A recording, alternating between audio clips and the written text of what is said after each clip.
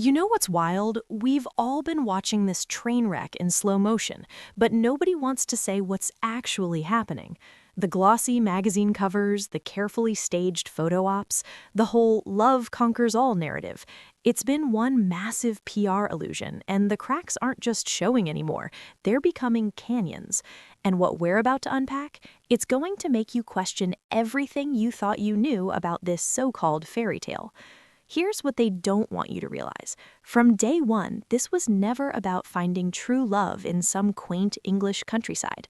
This was about power, status, and, let's be brutally honest here, money. Lots of it.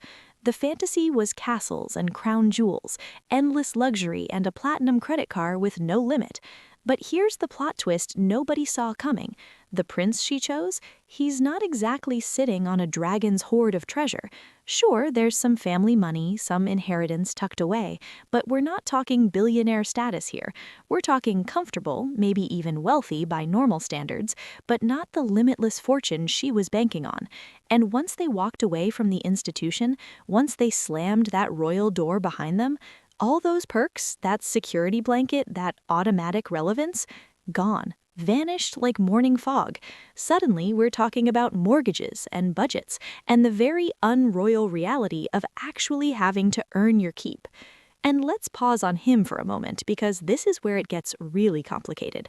The guy's been emotionally shredded, family ties severed, identity crisis in full swing, and maybe, just possibly, he was a bit too trusting about what her endgame actually was. I genuinely believe he thought he was being the hero, the protector, giving her this incredible life she deserved. But what if the life she scripted in her mind was something he could never actually deliver? What if the vision board didn't match the bank account? That's where the real story begins. The evidence is everywhere if you're willing to look. Their brand, which was supposed to be this unstoppable force, is now barely a whisper. The streaming platform deal that was supposed to change everything? Crickets, the podcast venture, dead on arrival. And remember that truly bizarre cooking segment where she's cutting fruit like she's auditioning for a lifestyle show that nobody asked for? It was so disconnected from reality that you almost felt secondhand embarrassment watching it. And the Hollywood power players, the ones who initially opened their doors and threw their support behind them, they're quietly backing away. We've seen respected figures basically call out the constant recycling of the same tired narratives. Even the heavy hitters who were once in their corner, the media moguls who gave them platforms, they've gone strangely silent. That kind of industry freeze-out, it speaks volumes. So what happens when the spotlight dims and the bank account doesn't match the lifestyle? This is where things get absolutely fascinating. The whispers coming out of exclusive circles suggest a very deliberate shift in strategy. Word on the street is there's been a return to the social circuit, but not the kind you'd expect from someone in a committed partnership. We're talking high-end charity events, invitation-only Silicon Valley gatherings, the kind of places where billion-dollar deals get made over champagne and small talk. The objective seems pretty transparent to anyone paying attention.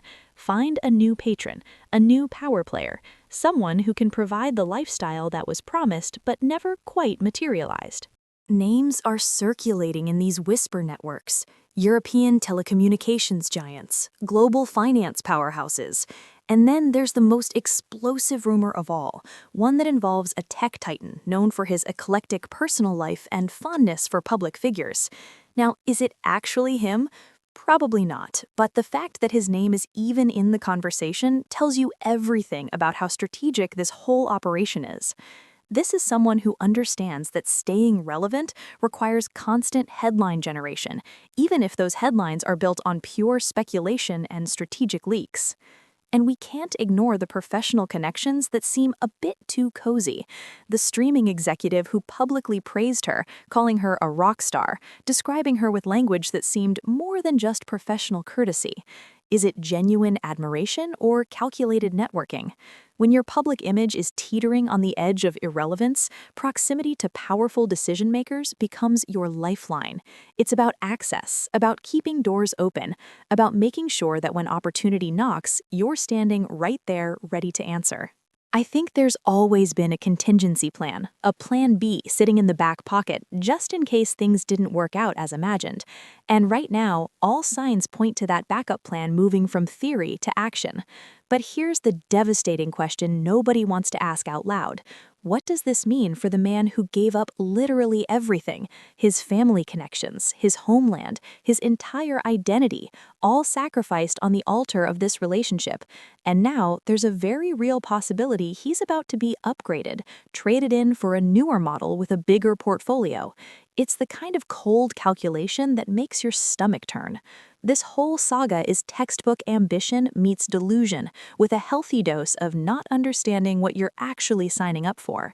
She wanted the crown and the castle, but didn't account for the suffocating protocol and the surprisingly modest actual wealth. Now reality is crashing down, and the escape hatch is being actively scouted. It's ruthless, it's calculated, but honestly, can anyone claim they're genuinely shocked? Here's what's truly heartbreaking about all of this. While all this reinvention talk is happening, while there's this active search for a financial upgrade, he's still there, still present, still seemingly trying to make it work. This is a man who abandoned his entire existence, his bloodline, his country for this woman. And now he's being treated like last season's fashion, like a broken toy that's lost its novelty. Meanwhile, what's his role become? Standing there, smiling on cue, playing the supportive accessory. It's genuinely painful to witness. There's this lost quality to him now, like he's not even sure who he is anymore without the identity he was born into. He used to be this beloved figure, the military veteran, the charming rebel prince everyone rooted for. Now, he's just the plus one, the footnote in someone else's ambition story. Watch him at public appearances and you'll see what I mean. There's this awkwardness, this visible discomfort, like he's constantly wondering what his role is supposed to be in this production. He's adopted all this therapy language, making guest appearances on various platforms, playing the supportive partner, but something fundamental is missing. The light's gone out. Reports from people close to the situation describe isolation, frustration, a growing sense that maybe the price of this so-called freedom was way too high. He traded his heritage, his purpose, his very identity for this new life. And now there's a very real possibility he's about to be upgraded, traded in for a newer model with a bigger portfolio. It's the kind of cold calculation that makes your stomach turn. This whole saga is textbook ambition meets delusion, with a healthy dose of not understanding what you're actually signing up for. She wanted the crown and the castle, but didn't account for the suffocating protocol and the surprisingly modest actual wealth. Now reality is crashing down, and the escape hatch is being actively scouted. It's ruthless, it's calculated, but honestly, can anyone claim they're genuinely shocked? Here's what's truly heartbreaking about all of this. While all this reinvention talk is happening, while there's this active search for a financial upgrade, he's still there, still present, still seemingly trying to make it work. This is a man who abandoned his entire existence, his bloodline, his country for this woman. And now he's being treated like last season's fashion, like a broken toy that's lost its novelty. Meanwhile, what's his role become? Standing there, smiling on cue, playing the supportive accessory. It's genuinely painful to witness. There's this lost quality to him now, like he's not even sure who he is anymore without the identity he was born into. He used to be this beloved figure, the military veteran, the charming rebel prince everyone rooted for. Now, he's just the plus one, the footnote in someone else's ambition story. Watch him at public appearances and you'll see what I mean. There's this awkwardness, this visible discomfort, like he's constantly wondering what his role is supposed to be in this production. He's adopted all this therapy language, making guest appearances on various platforms, playing the supportive partner, but something fundamental is missing. The light's gone out. Reports from people close to the situation describe isolation, frustration, a growing sense that maybe the price of this so-called freedom was way too high. He traded his heritage, his purpose, his very identity for this new life. And now there's a very real possibility he's about to be upgraded, traded in for a newer model with a bigger portfolio. It's the kind of cold calculation that makes your stomach turn. This whole saga is textbook ambition meets delusion, with a healthy dose of not understanding what you're actually signing up for. She wanted the crown and the castle, but didn't account for the suffocating protocol and the surprisingly modest actual wealth. Now reality is crashing down, and the escape hatch is being actively scouted.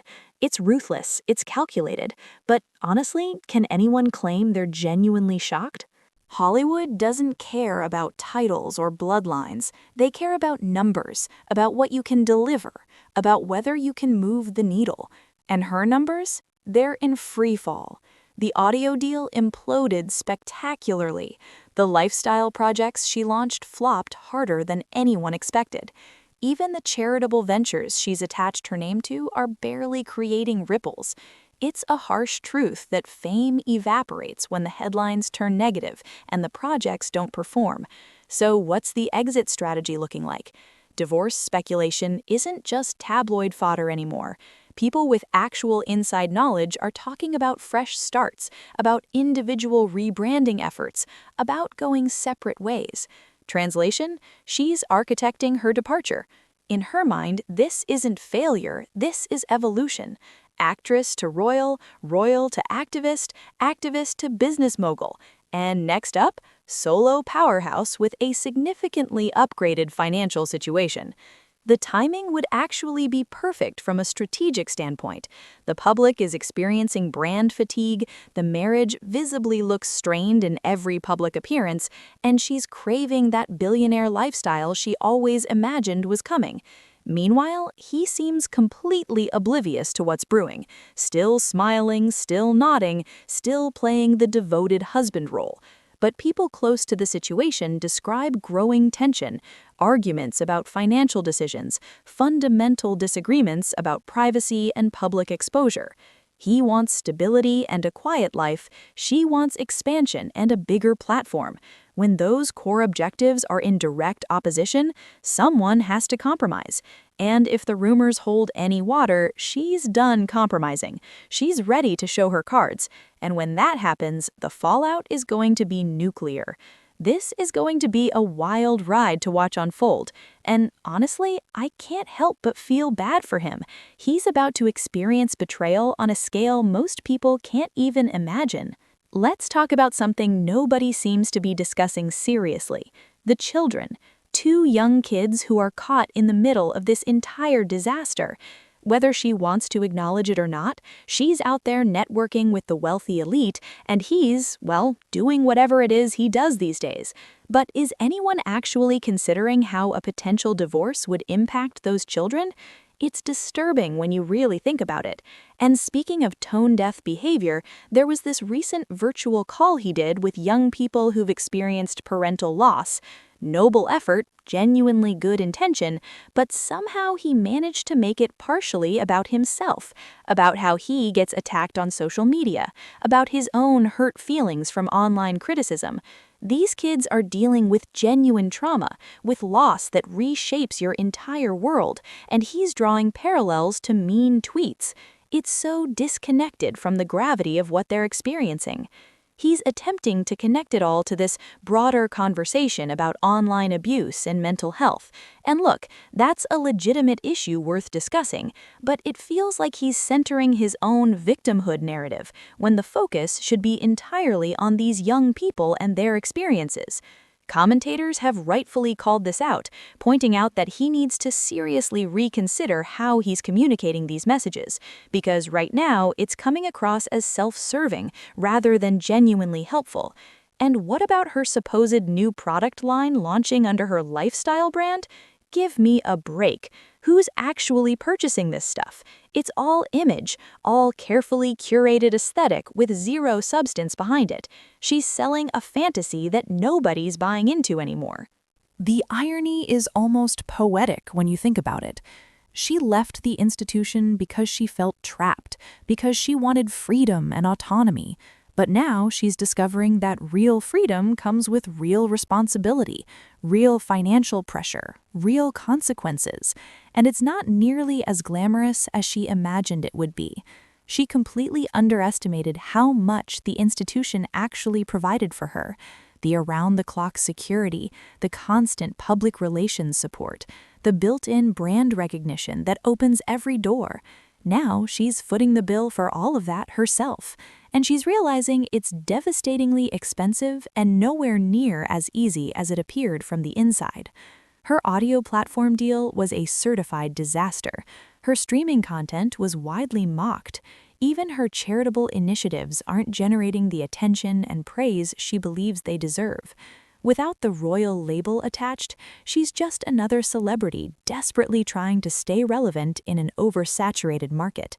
And that's the core issue, isn't it? Relevance is oxygen for someone with her ambitions.